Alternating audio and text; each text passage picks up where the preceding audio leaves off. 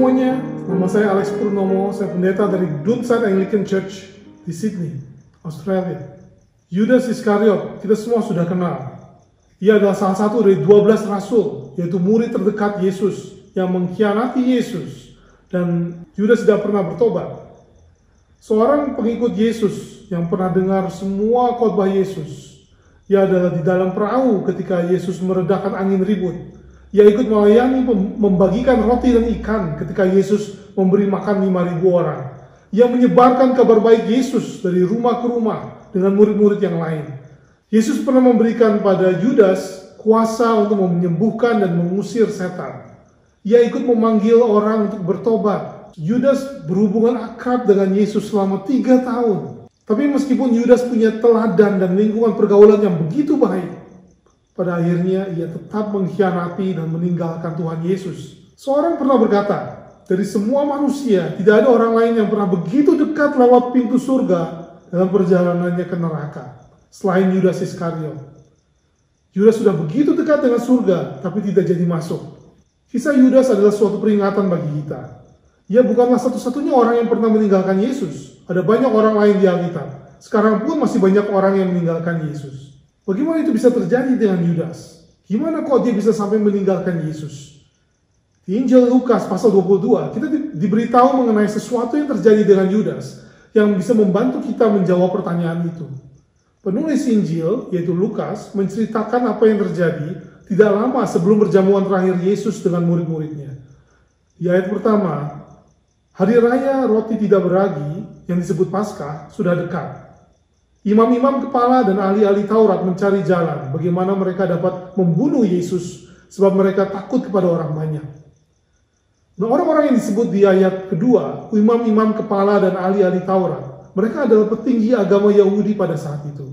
Mereka sudah beberapa waktu lamanya mencari jalan dan peluang yang tepat untuk menyingkirkan Yesus. Sampai saat itu mereka belum berhasil menyingkirkan Yesus karena Yesus begitu populer di kalangan masyarakat. Jadi sulit bagi petinggi-petinggi agama ini untuk menangkap Yesus tanpa menimbulkan kerusuhan. Tapi lalu terjadilah sesuatu yang tidak terduga.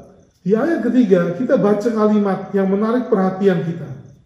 Maka masuklah iblis ke dalam Yudas yang bernama Iskariot, seorang dari ke-12 murid itu. Kata iblis ini diterjemahkan dari bahasa Yunani, satanas, setan, yang artinya musuh. Di sini penulis Injil Lukas ingin supaya kita tahu bahwa ada kuasa lain yang bekerja melalui Yudas. Jelas Lukas mau menekankan peranan iblis dalam pengkhianatan Yudas. Nah, apa artinya iblis masuk ke dalam Yudas? Apakah Yudas jadi kerasukan iblis? Mungkin saja, setidaknya dalam makna tertentu. Bagaimana mungkin?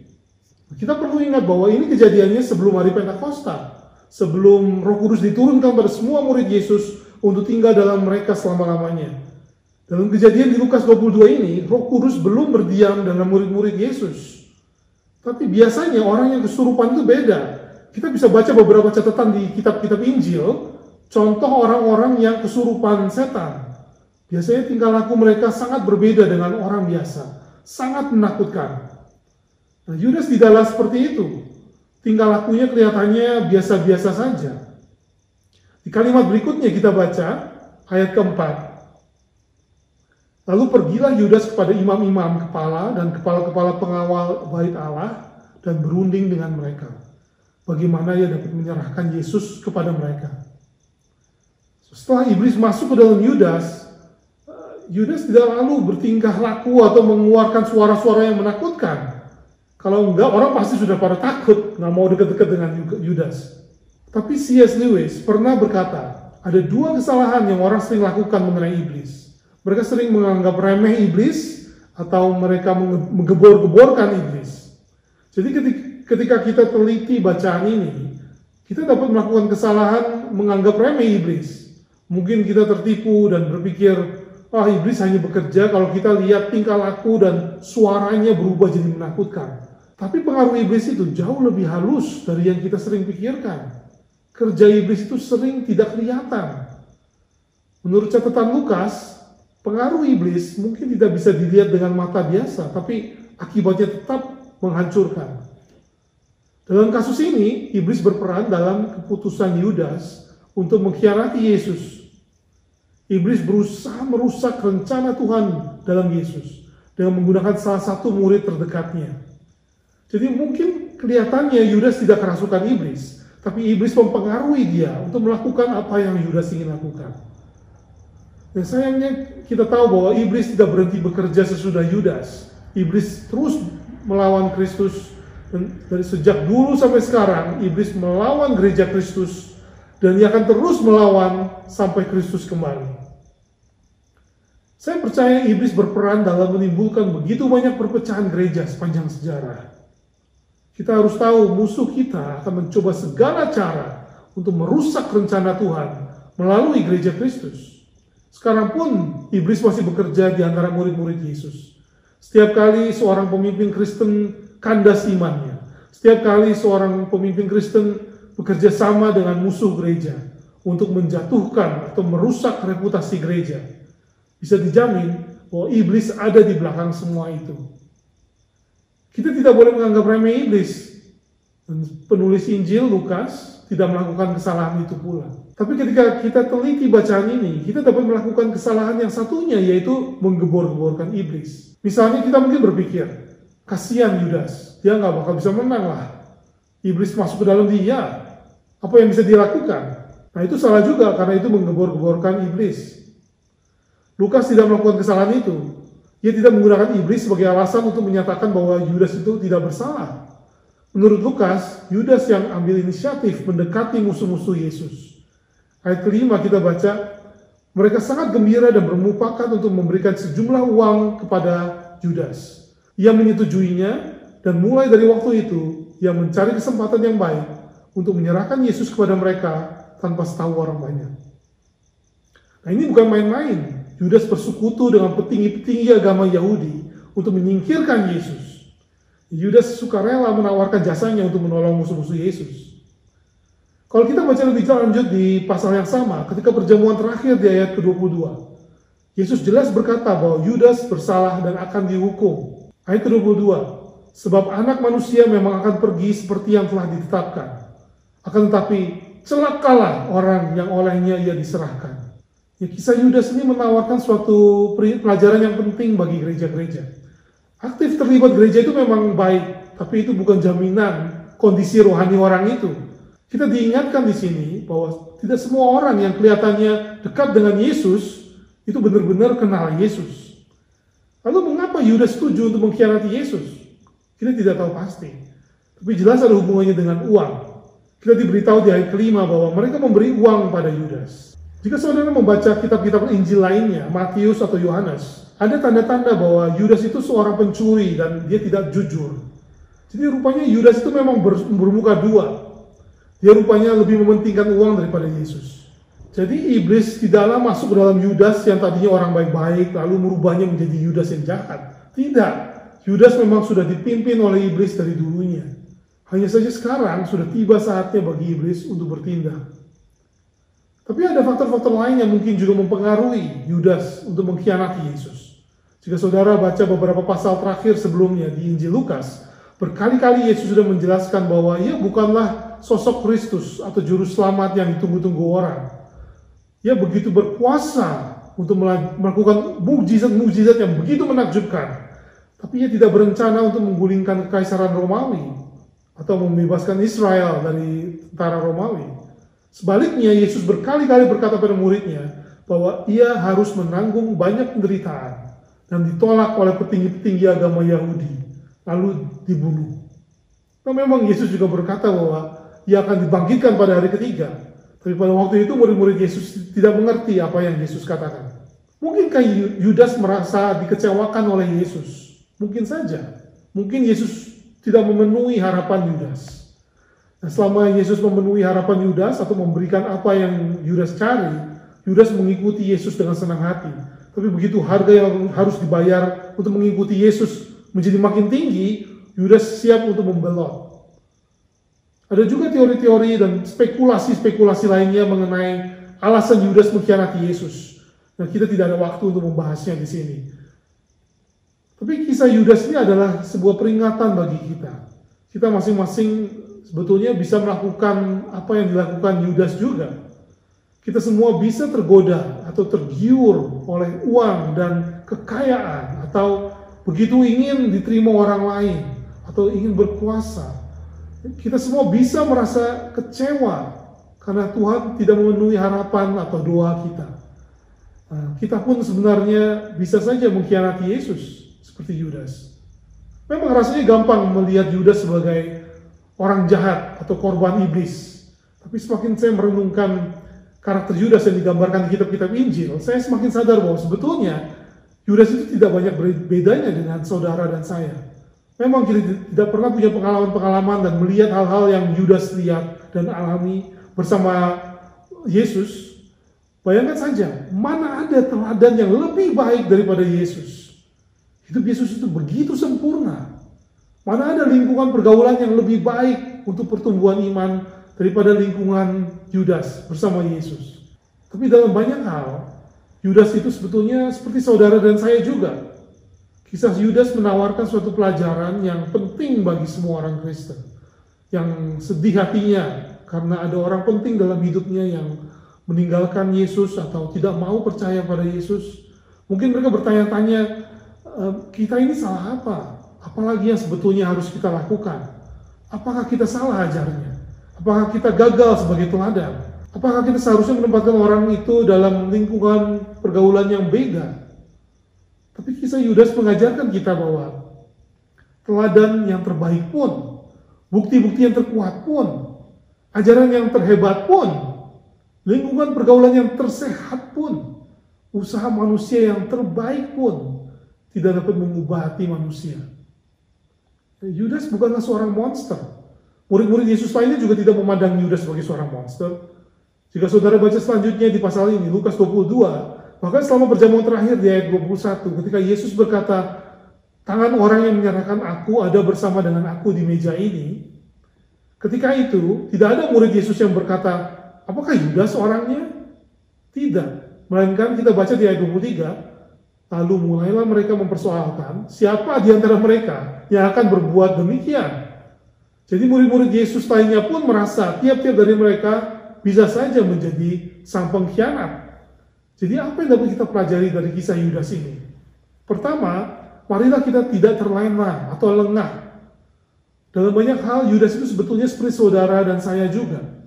Kita dapat lihat kebenaran ini di tulisan Rasul Paulus, yang adalah semacam mentor bagi Lukas. Paulus menulis surat pada gereja di Efesus bahwa iblis pun bekerja di tengah-tengah kita semua sebelum kita percaya pada Kristus. Di Efesus pasal 2, Paulus menulis kata-kata ini pada orang-orang Kristen di kota itu. Ayat pertama, kamu dahulu sudah mati karena pelanggaran-pelanggaran dan dosa-dosamu. Kamu hidup di dalamnya karena kamu mengikuti jalan dunia ini. Karena kamu mentaati penguasa kerajaan angkasa, yaitu roh yang sekarang sedang bekerja di antara orang-orang durhaka. Saudara lihat itu, penguasa kerajaan angkasa. Yang dimaksud Paulus adalah iblis. Dan Paulus berkata, roh iblis itu bekerja di antara orang-orang durhaka. Siapa orang-orang durhaka? Dalam konteks kalimat ini, orang-orang durhaka adalah semua orang yang belum percaya pada Tuhan Yesus. Dengan kata lain, kita semua pernah seperti Yudas dalam hidup kita. Sebelum kita percaya pada Kristus, roh iblis itu bekerja dalam hidup kita juga. Paulus melanjutkan ayat ketiga, sebenarnya dahulu kami semua juga terhitung di antara mereka. Ketika kami hidup di dalam hawa nafsu daging dan menuruti kehendak daging dan pikiran kami yang jahat. Pada dasarnya kami adalah orang-orang yang harus dimurkai, sama seperti mereka yang lain. Tapi syukurnya ada kabar baik. Paulus melanjutkan di ayat keempat. Tetapi Allah yang kaya dengan rahmat oleh karena kasih-Nya yang besar, yang dilimpahkannya kepada kita, telah menghidupkan kita bersama-sama dengan Kristus, sekalipun kita telah mati oleh kesalahan-kesalahan kita. Oleh kasih karunia kamu diselamatkan. Itu kabar baik, saudara. Iblis memang punya kuasa, tapi Yesus jauh lebih berkuasa daripada iblis. Seringkali kita suka terbalik. Kita takut kalau iblis itu tahu jalan belakang yang rahasia ke dalam hidup anak-anak Tuhan. Tapi kita kurang yakin bahwa Yesus dapat menolong jika anak-anak Tuhan itu tidak membuka pintu hatinya. Tapi ajaran Alkitab itu justru sebaliknya. Bahkan ketika kita sudah mati karena pelanggaran-pelanggaran dan dosa-dosa kita, Yesus dapat menghidupkan kita kembali. Yang ini membawa saya pada poin kedua saya. Apapun yang terjadi, marilah kita berpegang pada Yesus. Kisah Yudas ini menunjukkan pada kita seberapa dalam dan seberapa jauhnya kasih Yesus pada kita. Ia bersedia dikhianati oleh salah satu teman terbaiknya supaya kita dapat diselamatkan. Pengkhianatan Yudas ini sangatlah penting dalam rangkaian cerita Yesus selanjutnya, yang akhirnya membawa Yesus pada kematiannya disalib. Tapi semua itu adalah bagian rencana Tuhan untuk menyelamatkan kita dari dosa-dosa kita, dari murka Allah, dari tangan iblis. Jadi apapun yang terjadi, marilah kita berpegang pada Yesus. Semua yang kita lihat di bacaan ini terjadi di belakang panggung ceritanya. Mungkin kita kira tidak ada orang yang tahu apa yang dilakukan iblis, atau apa yang dilakukan Yudas, atau apa yang dilakukan petinggi-petinggi agama Yahudi. Tapi Yesus tahu. Coba saudara perhatikan di ayat ke-6. Ia menyetujuinya, dan mulai dari waktu itu, Yudas mencari kesempatan yang baik untuk menyerahkan Yesus kepada mereka tanpa tahu orang banyak. Itu kunci rencana Yudas. Ia mencari kesempatan ketika tidak ada orang banyak. Kenapa? Karena Yesus begitu populer. Karena itu pengkhianatan Yudas perlu dilakukan secara diam-diam. Sebenarnya ini juga mungkin menjelaskan mengapa Yesus merahasiakan perjamuan terakhir mereka. Kalau saudara baca selanjutnya di pasal ini, ayat 7-13, saudara dapat lihat bahwa Yesus menjaga kerahasiaan perjamuan terakhir. Ia memberi instruksi hanya pada Petrus dan Yohanes untuk menyiapkan perjamuan terakhir itu. Mengapa harus dirahasiakan? Almarhum R.C. Sproul memberi usul yang cukup masuk akal menurut saya.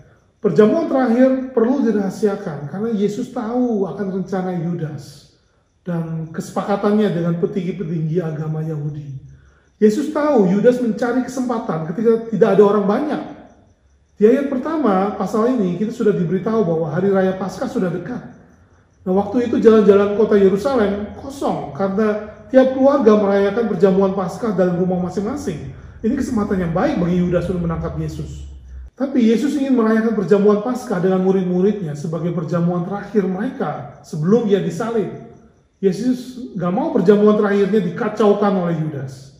Karena itu, Yesus tidak memberitahukan rencananya itu pada semua orang. Ia hanya menyuruh Petrus dan Yohanes untuk mempersiapkan perjamuan terakhir itu secara diam-diam. Jadi saudara lihat ini menunjukkan bahwa sebetulnya Yesus ditangkap atau dibunuh di kayu salib itu bukanlah karena kepintaran Yudas atau petinggi-petinggi agama Yahudi atau tentara Romawi. Bukan. Yesus sendiri yang membiarkan dirinya ditangkap. Yesus sendiri yang memberikan nyawanya dengan sukarela dan pada waktu yang ia tentukan. Semuanya adalah bagian rencana Tuhan. Jadi bayangkan saja ketika tiba saatnya Yesus dan murid-muridnya merayakan perjamuan Paskah, sementara Yudas pasti frustasi banget nih. Dia pasti ingin cepat-cepat memberitahu lokasi mereka pada tentara Romawi, tapi dia nggak bisa kemana-mana. Dengan demikian, Yesus memaksa Yudas untuk menunda pengkhianatannya sampai sesudah perjamuan itu selesai. Ya, kita jangan menggebor-geborkan iblis, tapi kita juga jangan menganggap remeh iblis. Memang iblis itu nyata ada. Dan usaha-usaha iblis membawa banyak kesulitan dan pergumulan dalam hidup kita. Tapi itu tidaklah berarti kita ini hanyalah korban iblis. Dan kita bisa menyalahkan iblis seenaknya. Tidak. Kita harus bertanggung jawab atas apa yang kita lakukan.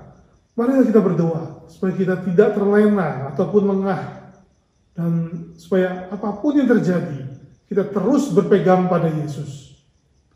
Pergilah dalam damai untuk mengasihi dan melayani Tuhan. Dalam nama Kristus. Amin.